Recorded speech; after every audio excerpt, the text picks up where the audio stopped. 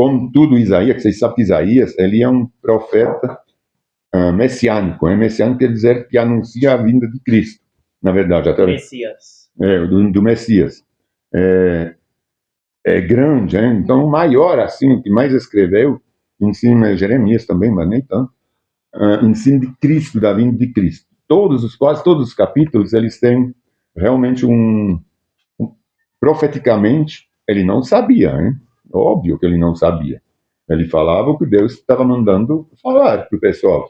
Ele falava em relação a Israel, mas depois, com o tempo, tudo que ele falou, a gente vê que, na verdade, se trata do Messias, muito. Israel é o precursor do Messias. É lógico, porque, na verdade, a gente seria... nós somos judeus, numa certa parte anterior. Só que a gente aceita o Messias. Os judeus não, que são dessa religião. A diferença é essa. Mas eles vão um dia, vai ter um resto que vai também se curvar e se arrepender e aceitar. Ter que aceitar, na verdade, praticamente, para acabar a tribulação. Então, é muito interessante a gente ver o quanto ele anunciava o Messias sem saber. É que hoje é tão claro... Que a gente sabe, né?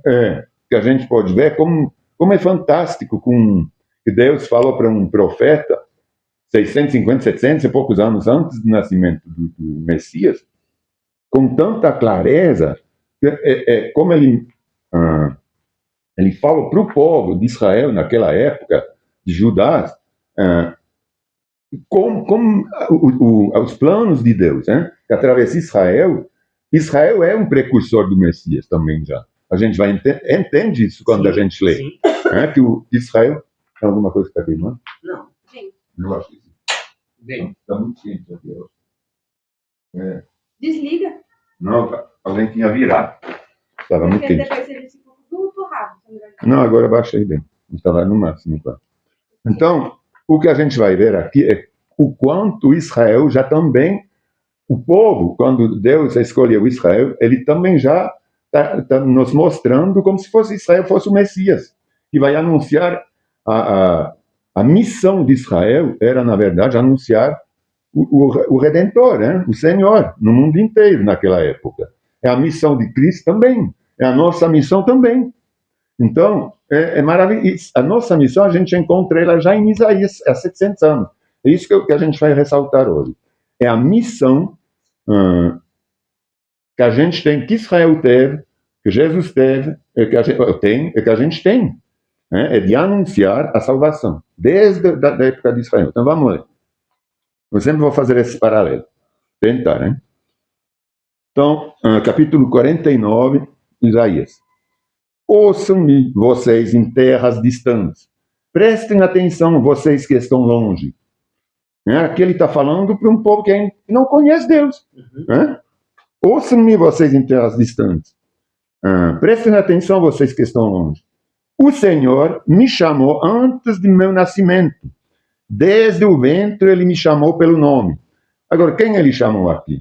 Ele fala de Israel, o Isaías, aqui ele fala de Israel. Mas a gente pode, logicamente, já associar que ele chamou tanto ele, Isaías, que ele chamou Israel, porque ele fala de Israel, é que ele chamou a Jesus Cristo, já antes do nascimento de Cristo. É antes também de nosso nascimento, porque qual é a nossa missão? A missão de Israel era de anunciar a soberania do Senhor, do Eterno. A missão de Jesus Cristo era a salvação. E a nossa missão é anunciar também essas duas coisas. O Senhor Eterno é a salvação. Então, nós também chamou antes mesmo de existir. Ele já sabia, com a onisciência dele, tudo o que ia acontecer. Tornou minhas palavras de juízo afiada como a espada. Escondeu-me na sombra da sua mão. Sou como flecha afiada em sua aljava. Então, essa aqui também a gente vai reencontrar. Ele fala, Israel é como uma flecha afiada. Porque Israel realmente foi um povo, um destaque, uma nação, até hoje. Sim. Uma nação completamente diferente de qualquer uma outra. Naquela época era a nação de Deus. É só uma, é Israel. Então é uma espada afiada, é uma flecha diferenciada, não é? Vamos ler agora, para ver como ele está anunciando no Novo Testamento, a Jesus Cristo. Vamos ler em Hebreus 4:12, em relação a isso. A gente vai ver que no Novo Testamento, ele fala a mesma coisa de Cristo. Ó, Hebreus 4:12, hein? É na página 1420, nessa Bíblia Escusa.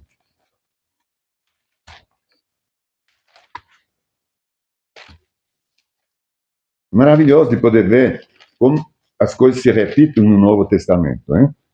Depois de Jesus Cristo. 4, que eu falei, 9, né? 4:12. 12. Pois a palavra de Deus é viva e poderosa. A palavra de Deus é viva e poderosa. É mais cortante que qualquer espada de 2 gumes, hein? Isso ele falava há 700 anos antes. Penetrando entre a alma e o espírito, entre a junta e a médula, trazendo luz até os pensamentos e desejos mais íntimos. Então, aqui ele estava falando do quê? Tornou minhas palavras de juiz afiada como a espada. Escondeu na sombra da minha mão, na sua mão, sou como a flecha afiada. É a mesma coisa, afiado de 2 gumes, a flecha afiada. Ele estava falando isso já de Israel. Depois ele fala isso do Espírito Santo, de Jesus. Olha como as coisas se juntam. Ele me diz: você é meu servo, quem? Israel. E me trará glória. Quem? Jesus Cristo. Não é? Porque Israel é servo de Deus, era o povo servo de Deus, de onde saíram todos os levitas, e ele vai se regozijar em quem? Vai ter glória em quem? Não somente em Israel, mas me trará glória. Então, é Jesus Cristo. Responde: mas meu trabalho parece tão inútil. Mas meu trabalho parece tão inútil. Por que ele está falando isso? Esforcei-me em vão. Aqui está escrito sem propósito algum, mas em várias traduções não tem esse sem propósito algum. Esforcei-me em vão, mas meu trabalho parece tão inútil. Esforcei-me em vão. Por quê? Porque Jesus veio, morreu e foi rejeitado, não foi? Pelos judeus. Foi em vão. Para todos os judeus foi em vão. Para a gente hoje não. Mas para eles foi. Como ele fala isso? Mas meu trabalho parece tão inútil. Esforcei-me em vão e sem propósito algum. No entanto, deixo tudo nas mãos do Senhor. Confio que Deus me recompensará. Realmente é. Deus recompensará. Vamos ler em 1 Coríntios 15, 58, 1344, a página. Coríntios 15.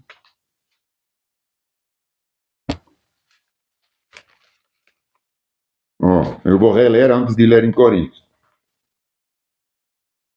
No entanto, deixo tudo nas mãos.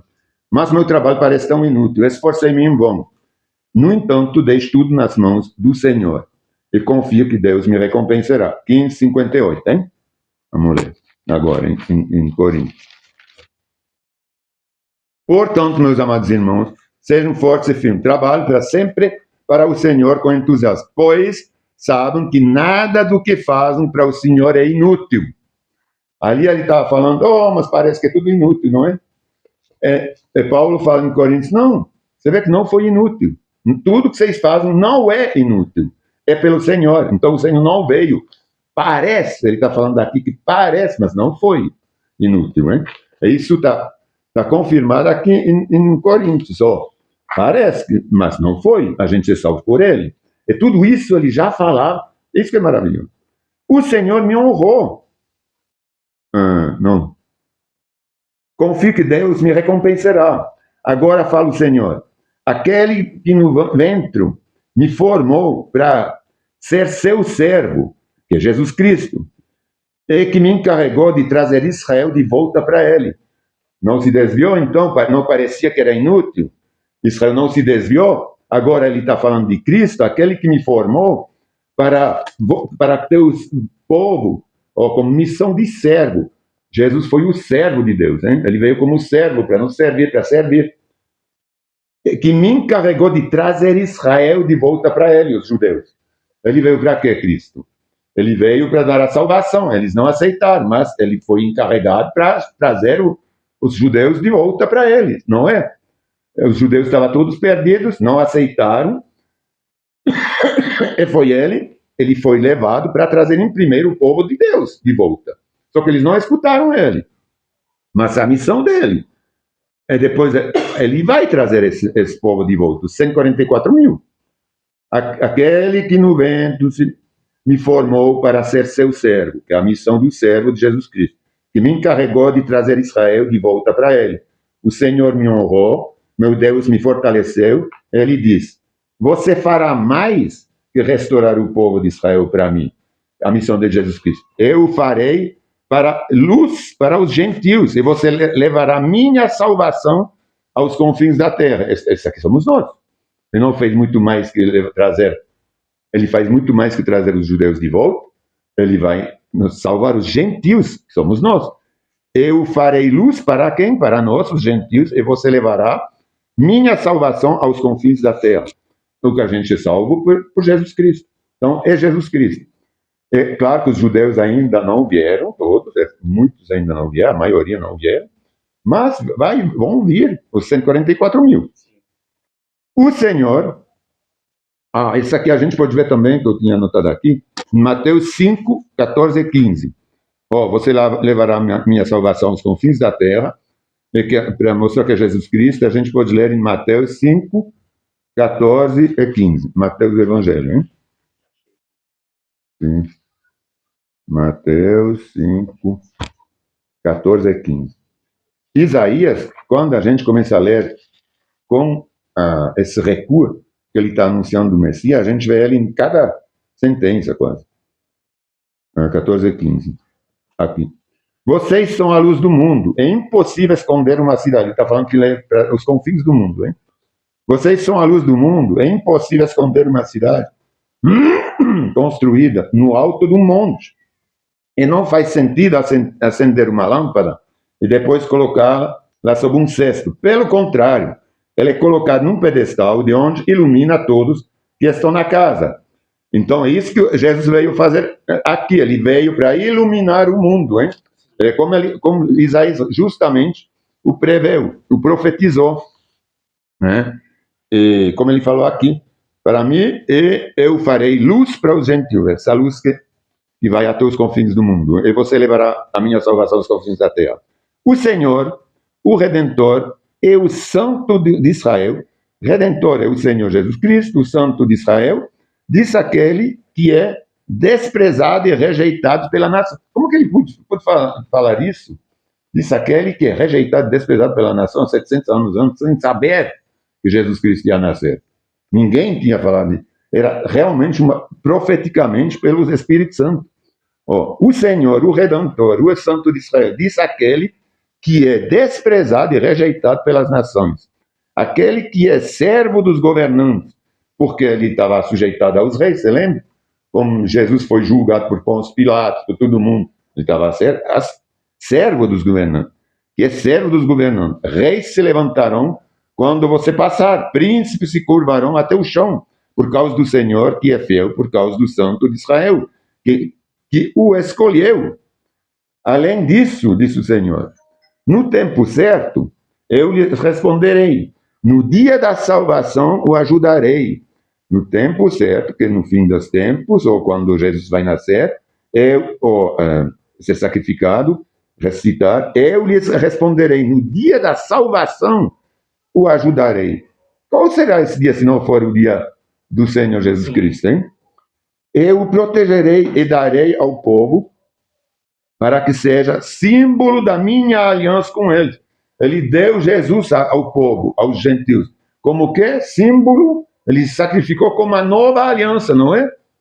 O Jesus não é a nova aliança. Isso não era debaixo da antiga aliança da lei. Jesus Cristo não veio. Ele não deu Jesus como símbolo da minha aliança com eles, com a gente. Por seu intermediário, Jesus Cristo, restabelecerei a terra de Israel. justamente esses 144 mil. Quando Jesus vai vir, voltar a reinar, é que os judeus se arrependerão. E a devolverei a seu povo. Vamos ler em João 8, 36 a 38. Aqui em relação a isso. Direi aos prisioneiros, saiam em liberdade. Ele nos libertou da... 8, 36 a 38. João 8, 36 a 38. 8, 36 a 38. É, Senhor. 36.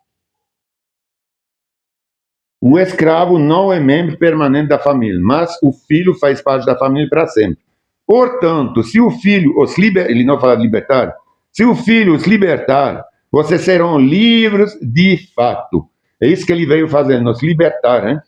Ele não falou aqui, ó. Direi aos prisioneiros, saiam em liberdade. E aos que estão na escuridão, venham para a luz. É isso que Jesus veio fazer, hein?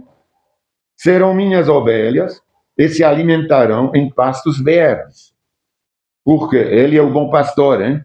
Ele não falou lá em João, acho que é 10 ou 12, que ele, 10, hein? Que somente Jesus Cristo é o bom pastor, que ele vem nos alimentar, que ele nos dá pastos. E também no Salmo 23, a gente pode até ler depois. Serão minhas ovelhas e se alimentarão em pastos verdes, e nas colinas que antes eram estéreis. Não terão mais fome, nem sede. O sol ardente não os atingirá, pois o Senhor, em sua misericórdia, os guiará.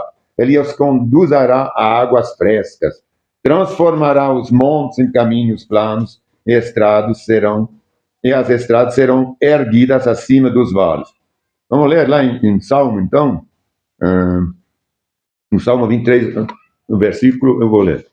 Versículo 1 a 4, hein? 631. É 631 a página mais curta.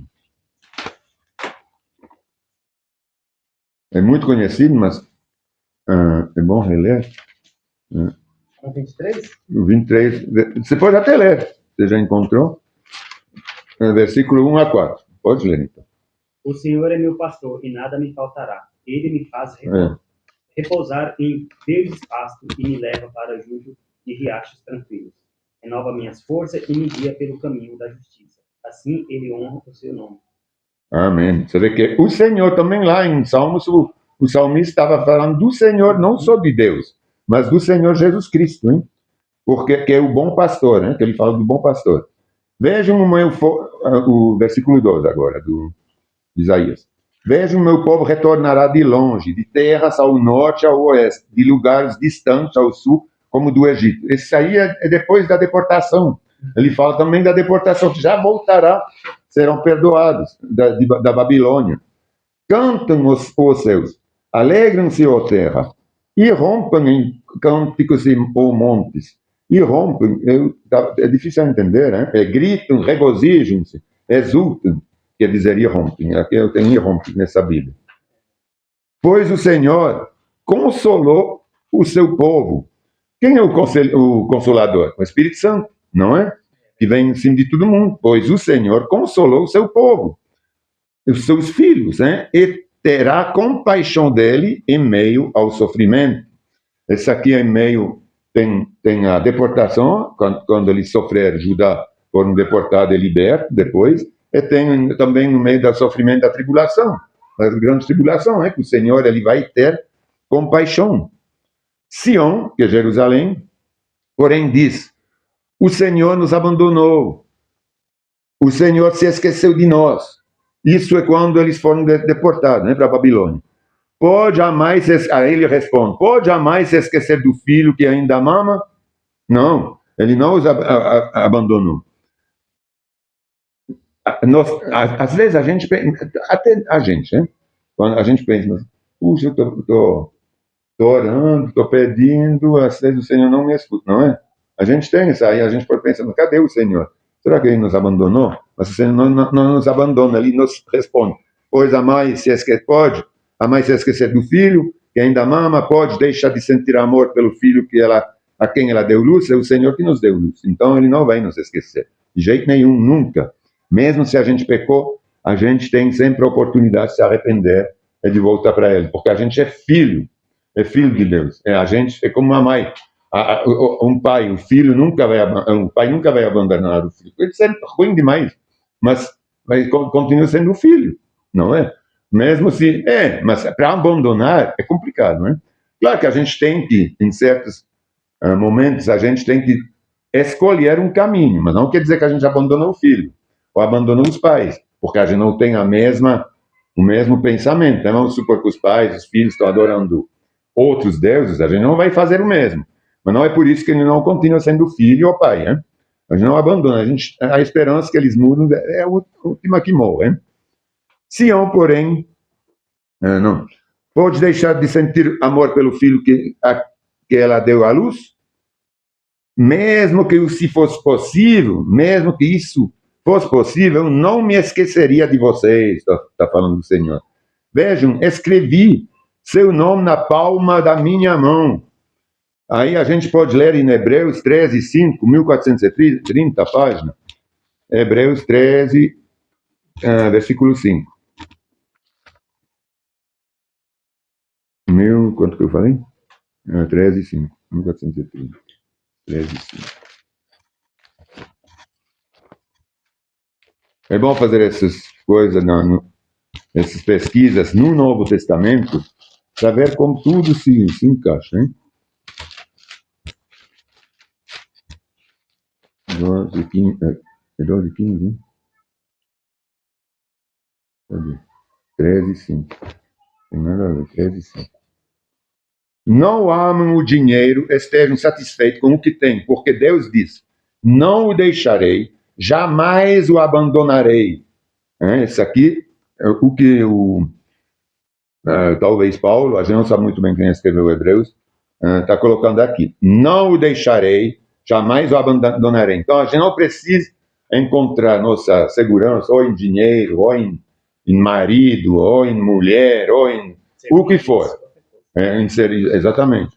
Porque o Senhor não nos abandona, nunca. Vejam, escrevendo. Vou reler lá do 16. Vejam, escrevi seu nome na palma de minhas mãos. Seus muros em ruínas estão sempre em minha mente. Em breve, seus descendentes voltarão e todos que procuram destruí-la irão embora. Por que ele está falando de seus muros em ruínas? Essa aqui é na deportação, quando Jerusalém foi destruída e que eles foram deportados para a Babilônia. Então ele fala, eu sempre vejo essas ruínas, mas em breve eu vou libertar vocês da Babilônia. Seus descendentes voltarão e todos que procuram destruí-la irão embora. O que aconteceu? Também a gente pode relembrar que vai ter ainda, além da Babilônia que já aconteceu, vai ter Armagedon. Vai ser exatamente a mesma coisa, né? Vai virar tudo ruína, só que ele vai voltar para pegar esse resto, todos aqueles que não se salvam naquela época. Tão certo como eu vivo, disse o Senhor, eles serão como joias e vocês se enfeitarão com eles. Isso está no Apocalipse, né? Também em Éfeso. Como uma noiva se enfeita. Vamos ler lá. Vou pegar só Apocalipse para não fazer demais. Apocalipse 19, 7, 8. Quando ele já fala da igreja. Imagina que lá não existia igreja. A igreja não existia, eram essas sinagogas, essas coisas. Ele já está falando como uma noiva se enfeita. Que está falando Isaías. Apocalipse 19, 7 e 8. Você quer ler, alguém? 19, 7 e 8. Alegremo-nos, exultemos a ele, demos glória, pois chegou a hora do casamento do Cordeiro, e sua noiva já se preparou. Ela recebeu um vestido do linho mais fino, puro e branco. Que é a igreja, hein? Porque o linho fino representa representa os atos justos do povo santo. Amém. Você vê? Pois chegou a hora do casamento, está falando da noiva, do cordeiro, que é Jesus Cristo, e sua noiva já se preparou, já recebeu um vestido de linho fino, que é a igreja, hein? Então, quando a gente pensa que ele falava de noiva, é impossível. Como que poderia ser a noiva, a igreja, naquela época, hein?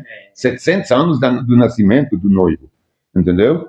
Aí, seu povo logo encherá até as regiões mais desoladas da sua terra abandonada, que é Israel destruído naquela época, hein? Seus inimigos que a escravizaram estarão bem longe, que é a Babilônia, hein? Como que ele chamava lá? O rei da Babilônia, o Nabucodonosor. As gerações nascidas no exílio, aqui ele fala que é Babilônia, porque no exílio, hein, voltarão e dirão: precisamos de mais espaço. Esta terra é pequena demais. Então você pensará: quem me deu todos esses descendentes? É quando Israel volta, hoje está se refazendo, já recebeu, na verdade hoje a gente sabe, aqui não era impossível saber, mas além de receber, de voltar da Babilônia, depois receber a nação de volta.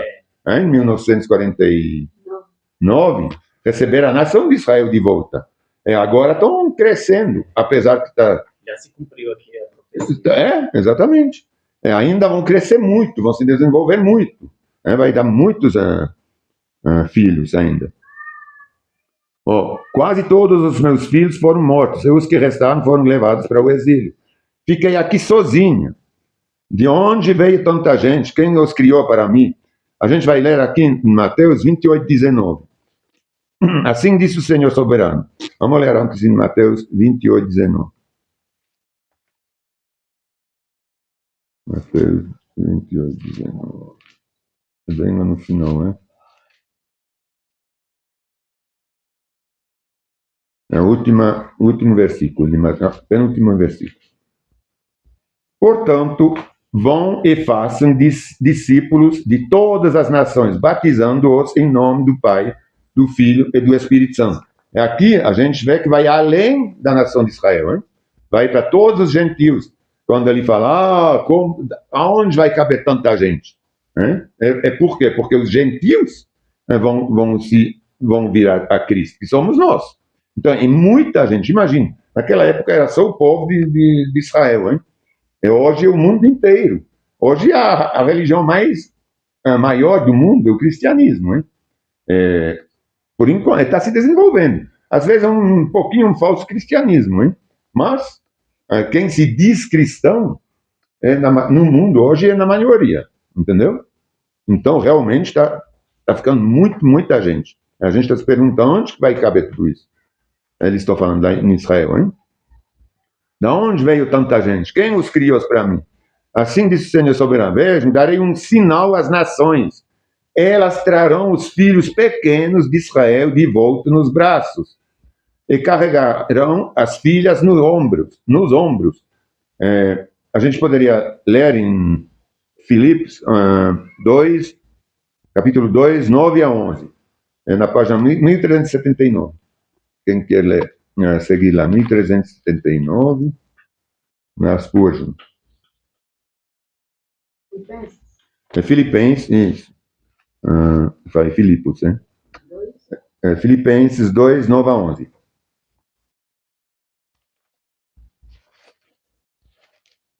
Filipenses 2, não? Não. É Filipenses ou Efésios? Filipenses, hein? Filipenses 2, 9 a 11.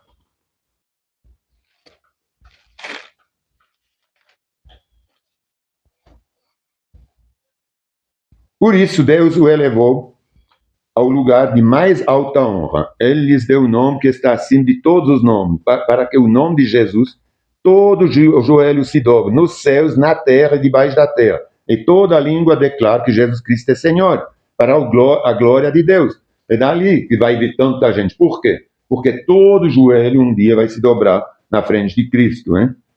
Todos terão que adorá-lo. Não vai ter outra possibilidade. Agora, uns vão ser salvos, outros não, hein? Mas todos se curvarão. Como está escrito aqui, e carregarão as filhas nos ombros, reis e rainhas os servirão e atenderão às suas necessidades. eles se curvarão diante de você com o rosto no chão. Todo joelho se dobrará. E lamberá o pó dos seus pés.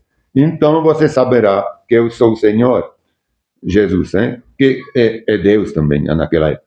Quem confia em mim jamais será envergonhado. Jamais será envergonhado.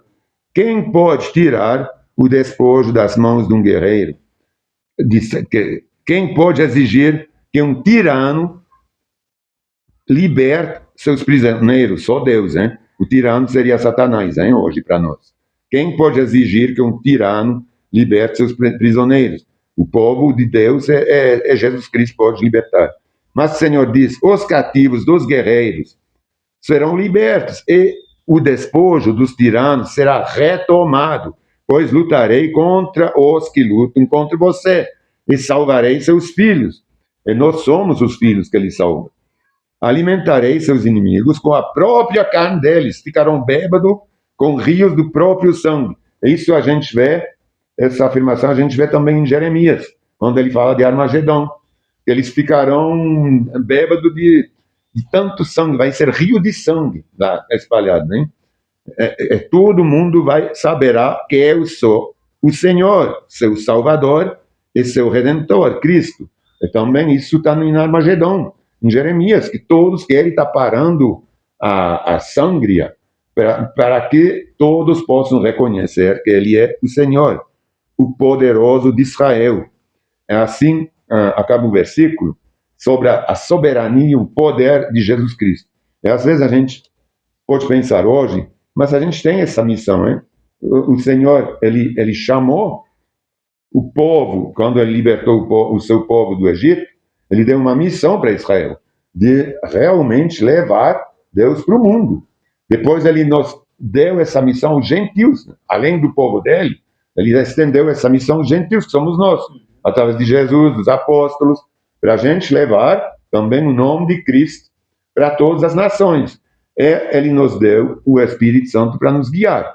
Então, o que a gente tem que tirar disso é que essa aqui não é coisa nova. A missão do cristão não vem de Cristo só, ela já vem de Deus. A missão de Israel. Israel, nós somos descendentes de Israel. Então, Deus, ele deu para os israelitas, ele deu para os gentios, através de Jesus Cristo, e nós hoje temos que agir de acordo com a vontade de Deus. Como ele pediu para os israelitas de agir de acordo com a sua vontade, ele nos pede de agir com a sua vontade, através da vontade de Jesus Cristo e do Espírito Santo. É isso que quer dizer que a gente tem essa missão, que a gente tem que ser consciente que a gente tem essa missão. Não é só para nós. Então tá bom, eu creio em Jesus, eu sou salvo. Sim, mas a gente é muito além. Ele fala, vocês vão ter a vitória, vocês vão anunciar lá, vocês vão fazer. Se a gente não fala, não anuncia, como que eu vou saber? Ele fala isso também. Mas se não há ninguém, o próprio Isaías fala, não me lembro em qual capítulo ele fala, mas se ninguém anuncia a tua palavra, se a gente não fala, como que eu vou saber? Então, isso é a missão que a gente tem, que ele deu aos israelitas, os salvando, é que ele dá para a gente, nos salvando. Ele não está nos salvando à toa, só, porque ele nem precisaria nos salvar já na terra. Poderia nos salvar depois. Mas não, ele nos salva já aqui para que a gente possa anunciar essa salvação. Então, é uma missão muito importante que vai além da nossa própria salvação, a salvação dos outros. Não é? Então, vamos orar. E se conscientizar disso. Senhor, eu te agradeço porque é verdade que a gente recebe essa missão de ti, Senhor, como você a deu para o povo de Israel, Senhor. Você veio em primeiro para escolher um povo, e agora você escolheu filhos, Senhor, que somos nós, depois de ter escolhido Israel, que te rejeitou depois na